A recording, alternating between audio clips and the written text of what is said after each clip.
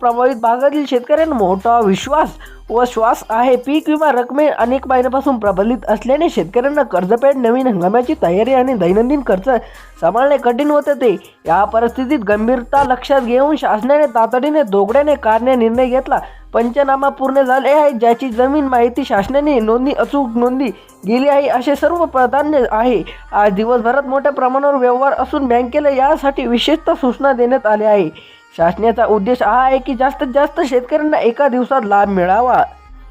मंत्रिमंडळाच्या आलेल्या बैठकीत पीक नुकसान आणि भरपाईच्या या विषयावर विस्तृत चर्चा करण्यात आली. हवामानातील अचानक बदल, अनियमित पावसाचा पॅटर्न, गारपीट आणि ढगफुटीमुळे अचानक जिल्ह्याचे पीक विमा प्रमाणावर नुकसान झाले आहे. यामुळे लाखो शेतकरी अडचणीत आले आहे. आर्थिक पॅकेजला मंजुरी दिली आहे. या पॅकेज सोबतच पीक विमा प्रत्यक्षात रक्कम मिळाल्यास शेतकऱ्यांना स्थिती सुधारण्यास मोठी मदत होणार आहे.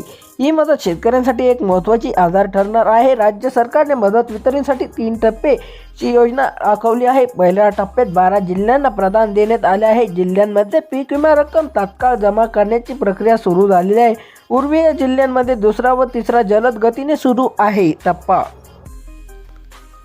डीबीटी व्यवहार दररोज तांत्रिक व मर्यादा असल्याने काही ठिकाणी रक्कम जमा होण्यासाठी काही तास किंवा एक दिवस अधिकृत लागू शकतो.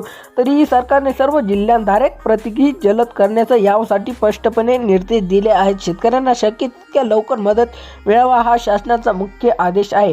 पिकाच्या नुकसानीसाठी भरपाईचे दर वेगवेगळे ठरवण्यात आले आहे. भात, सोयाबीन, कापूस, मूग, तूर, उडीद, बाजरी आणि अन्य पिकांसाठी स्वतंत्र मार्गदर्शक तत्त्वे जाहीर करण्यात आली आहे. नुकसानाचे प्रमाण 33 पेक्षा जास्त असलेल्या शेतकऱ्यांना पूर्ण भरपाई मिळणार आहे, तर कमी नुकसान प्रमाणित शासनाने काही प्रमाणात मदत देण्याचा निर्णय घेतलेला आहे. या सर्व निकषांची परीक्षा घेऊन जिल्हा प्रतिक्षेपणे पूर्ण केले असून मदतीच्या आकडेवारीत अंतिम नोंदणी प्रणालीद्वारा मदत करण्यात आली आहे.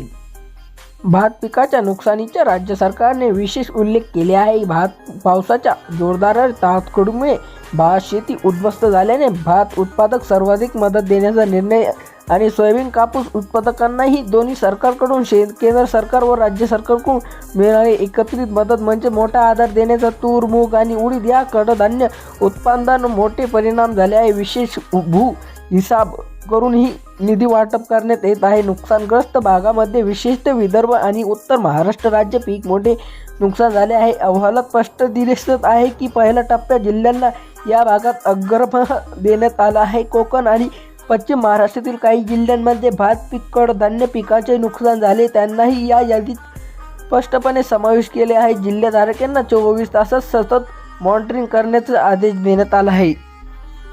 बँकचा समावेश आहे. डीबीटी प्रणालीत गती वाढवण्यासाठी यावर्षी बँक अंतरिम कर्मचारी नियुक्त केले आहेत. काही बँक शाखेमध्ये विशिष्ट तात्पुरते अकाउंटही उघडण्यात आले आहेत.